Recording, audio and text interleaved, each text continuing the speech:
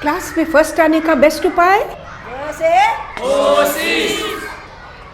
Hello friends, हमारी जो science की वीडियोस बन रही है उसमें एक और कड़ी कंट्रोल एंड कोऑर्डिनेशन, नियंत्रण और समन्वय। इसका कमाल देखोगे कि आप ऐसा कर सकते हो और ऐसा कर सकते हो।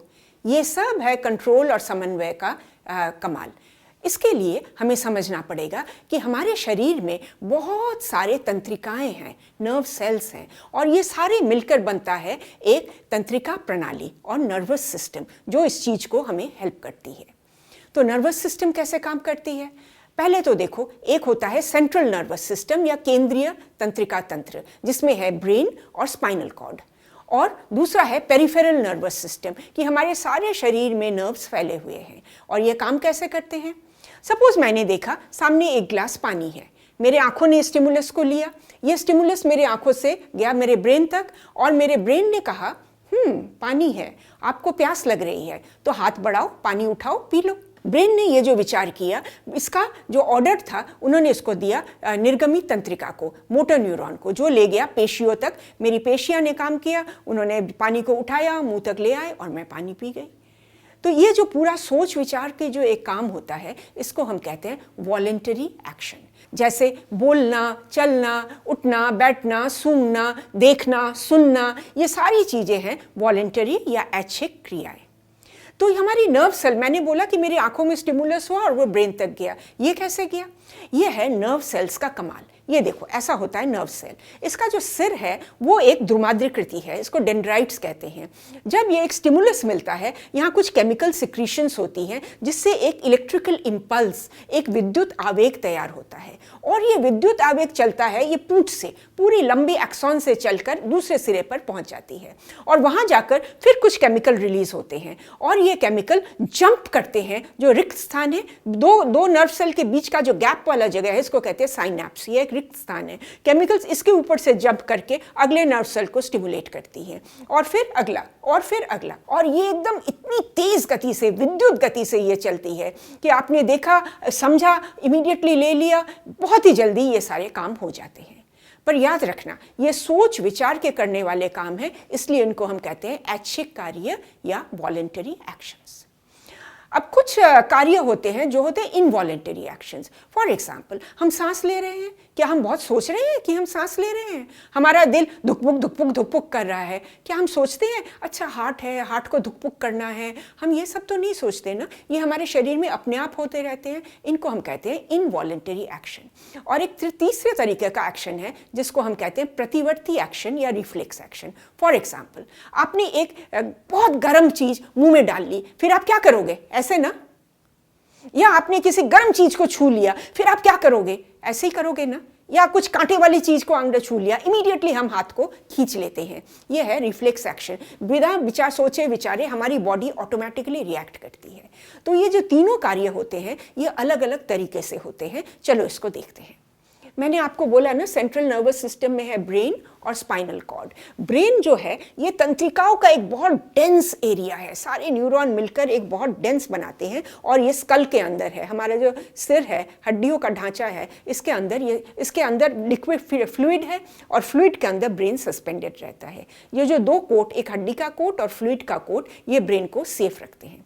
ब्रेन का जो सामने वाला पोर्शन है, ये है सोचने वाला ब्रेन। ये जितने मैंने आपको बताई, बोलना, चलना, काम करना, खाना पीना, सूंघना, सुनना, देखना, ये सारी चीज़ें यहाँ पे होती हैं। सारे शरीर से जो नर्व्स ये अपनी इम्पल्सेस लेकर ब्रेन में यहाँ पे पहुँचाते हैं, जहाँ इनको एक साथ रखा जाता है, इनके एनालिसिस होती है, और उसके हिसाब से डिसीजन लिए जाते हैं। तो this is the thinking brain और सेरेब्रम, जो बिल्कुल सामने की तरफ है।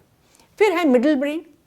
जो मिडिल ब्रेन का काम है, मैंने आपको अभी बताया ना, इनवॉलेंटरी एक्शंस, दिल का धक धक करना, सांस लेना, किडनियों का काम करना, ये सारे इनवॉलेंटरी एक्शंस हैं जो मिडिल ब्रेन कंट्रोल करती है। और फिर आता है पश्चात ब्रेन, जिसको हम मस्तिष्क भी कहते हैं, सेरेबेलम। सेरेबेलम का काम है दो।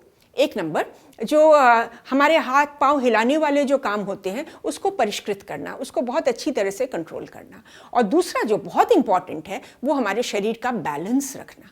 हम जो ये सीधे खड़े हैं, सीधा चल रहे हैं, ये सारे सेरिबेलम इस चीज़ का ख्याल रखती है। कुछ जीव जंतुओं में तो इतना बड़ा सामने वाला ब्रेन नहीं होता, सेरिब्रम नहीं होता, उनके केवल पीछे वाला हिस्सा रहता है और यही इनको मदद करती है इनकी ज़िंदगी चलाने के लिए। चलो, तो हमने देख लिया ब्रेन कैसे ऐच्छिक कार्य, वॉलंटरी एक्शन और इनवॉलंटरी एक्शन दोनों को कैसे कंट्रोल करता है।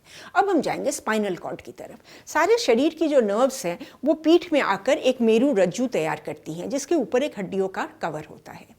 स्पाइनल कॉर्ड के दो काम हैं, एक तो वो सारे शरीर के सेंसेशन लेके ब्रेन तक पहुंचाते हैं और स्पाइनल कॉर्ड रिफ्लेक्स एक्शन के मास्टर हैं। जब हमारे शरीर को ज़रूरत होती है कि फटाक से हम इसको एक्शन लेना है, ब्रेन तक जाने का टाइम नहीं है, तब क्या होता है, नर्व्स आती हैं, वो स्पाइनल कॉर्ड में जब जैसे पहुँचे, स्पाइनल कॉर्ड ने फटाक से पेशियों को जवाब दे दिया कि तुम्हें ये करना है और वो पेशी बिल्कुल उस तरीके से हिल जाती है। तो ये है रिफ्लेक्स एक्शन, जैसे गर्म चीज़ को छूकर हम इमीडिएटली हटा लेते हैं। स्पाइनल कॉर्ड पेशियों को तो कमांड दे देती है, साथ ही साथ वो ब्रेन को एक मैसेज भेज देती है कि ऐसा हुआ था, मैंने ना कमांड दे दिया। तो ये है स्पाइनल कॉर्ड का काम। और बचा पेरिफेरल नर्वस सिस्टम, परिधीय तंत्रिका तंत्र। हमारे सिर से और मेरुरज्जु से जो नर्व्स निकलती हैं सारे शरीर पे फैल जाती हैं और ये ब्रेन और स्पाइनल कॉर्ड की इंस्ट्रक्शंस को सारे शरीर में पेशियों तक ले जाती हैं। यही है पेरिफेरल नर्वस सिस्टम। तो हो गया कंट्रोल और कोऑर्डिनेशन? नहीं, अभी एक और चीज़ बाकी है और वो है हार्मोन्स। ये एक तीसरा तरीका है जिससे हमारे शरीर में कंट्रोल और कोऑर्डिनेशन होते हैं। जंतुओं में ना कुछ स्राव होते हैं, कुछ हार्मोन्स जो सिक्रीट होते हैं, कुछ ग्लैंड्स ग्रंथियां हैं जो हार्मोन रुधिर में, ब्लड में सिक्रीट कर देती है और ब्लड इनको फटाफट शरीर के अलग अलग जगह ले जाता है जहां वो कमांड देती है कि करना क्या है। हार्मोन सिक्रीट करने वाली जितनी ग्रंथियां हैं इन सब को टोटलिटी में कहते हैं एंडोक्रीन सिस्टम। एक एग्जाम्पल ले लो, एक होता है एड्रेनालिन ग्लैंड या अतिवृक्क ग्रंथि। जब हम कोई डेंजर को फेस करते हैं ना, तो ये अतिवृक्क ग्रंथि फटाफट एड्रेनालिन सिक्रीट करती है जो रुधिर से हमारे शरीर के अलग अलग हिस्सों में फैल जाती है। वो हार्ट को कहती है जल्दी जल्दी बीट करो, धक धक धक धक धक धक। वो नर्व्स को कहती है जल्दी जल्दी सांस लो। अब हम जल्दी जल्दी सांस लेंगे, ज़्यादा ऑक्सीजन होगा, ज़्यादा शुगर बर्न होगा, ज़्यादा एनर्जी हमें मिलेगी। एनर्जी हमारी पेशियों को तैयार करती है कि हम भागेंगे या हम लड़ेंगे, डेंजर को हम कैसे सामना करेंगे।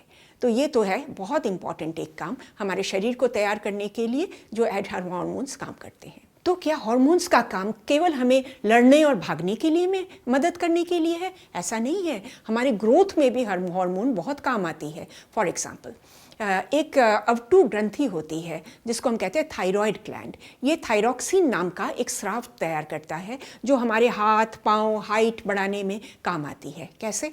थायरॉक्सिन फैट्स और कार्बोहाइड्रेट्स का चय अपचय को कंट्रोल करती है। बढ़िया करेगी, बढ़िया एनर्जी होगी और हम बहुत अच्छी तरह से बढ़ने लगेंगे। अब तक हम जंतुओं के बारे में बात कर रहे थे, और पौधों का क्या? पौधों में तो मूवमेंट होता तो है। आपने एक बीज डाला, अंकुर निकला, छोटा सा पौधा हुआ, फिर बढ़ते बढ़ते बहुत बड़ा पेड़ भी बन गया। और दूसरा होता है जैसे आपने छुई मुई के पौधे देखे होंगे, टच करो तो वो हिल जाते हैं। तो ये दोनों मूवमेंट होते कैसे हैं? ना तो तंत्रिका है, ना तो मस्तिष्क है, ना ही मेरुरज्जु है। कई तरीके से होते हैं। नंबर 1 तरीका ये होता है पौधे के अंदर जो पानी है उससे, वो पानी पौधे को फुला देती है या सिकुड़ा देती है। इससे वो पौधा इधर उधर कभी सिकुड़ जाता है, कभी बढ़ता है, कभी सीधा खड़ा होता है, कभी बेंड करने लगता है। ये तो एक तरीका है। दूसरा तरीका है ग्रेविटी या गुरुत्वाकर्षण का प्रभाव। जैसे आपने सीड डाला, उसमें से अंकुर निकला, जो रूट वो नीचे की तरफ ग्रो करने लगा, वो ग्रेविटी की तरफ ग्रो कर रहा है, इसलिए हम उसे कहते हैं पॉजिटिव जियोट्रॉपिज्म। और दूसरा जो शूट है, तन है, वो ऊपर की तरफ ग्रो करने लगा ग्रेविटी के अगेंस्ट, इसलिए हम उसे कहते हैं नेगेटिव जियोट्रॉपिज्म। तीसरा तरीका एक और है जिससे लाइट से भी, प्रकाश से भी प्लांट्स हिलते हैं। एक अंधेरे कमरे में आपने एक पौधा रखा और आपने खिड़की खोल दी, खिड़की से खूब सारा प्रकाश आ रहा है, तो आप देखोगे धीरे धीरे धीरे धीरे ना वो पौधा प्रकाश की तरफ बेंड होने लगता है। कैसे? पौधे के टिप पर साइटोकाइनिन नाम के कुछ हार्मोन सिक्रीट होते हैं और उसमें से एक हार्मोन है ऑक्सिन। ऑक्सिन क्या करता है? पौधा ऐसा खड़ा है, प्रकाश इस तरफ है, जो छाया वाला साइड है, ऑक्सिन उसको ना बढ़ा देती है, उस पर खूब बढ़ने के लिए उसको प्रोत्साहित करती है। तो छाया वाला साइड बढ़ गया, लाइट वाला साइड बढ़ा नहीं, धीरे धीरे पौधा लाइट की तरफ बेंड होने लगा। तो ये 3 तरीके हैं। नंबर 1 जल से, नंबर 2 ग्रेविटी से, नंबर 3 हार्मोन से प्रकाश की तरफ से। तो बच्चों, ये था आपका चैप्टर कंट्रोल एंड कोऑर्डिनेशन, नियंत्रण और समन्वय। मजा आया है ना? मजेदार चैप्टर। एक तरफ हमने जंतुओं का देखा, दूसरी तरफ हमने पौधों का देखा। तो आप ये वीडियो को एक बार अच्छी तरह से देख लो, उसके बाद चैप्टर को पढ़ो, पूरा क्लियर हो जाएगा और आप एग्जाम में अपने शब्दों में जाकर लिखो। देखना कितने बढ़िया नंबर आपको मिलने वाले हैं। इस चैप्टर का पूरा राइटअप आपको इसमें मिलेगा। और हमारी जो ये सारी अलग अलग सोशल मीडिया पे हम हैं, उस पर हम रोज़ एक बड़ी एक्साइटिंग मोटिवेटिंग पोस्ट डालते हैं। आप उसको ज़रूर देखना, आपको अच्छा लगेगा तो हमें तो बहुत ज़्यादा अच्छा लगेगा। Thanks for watching.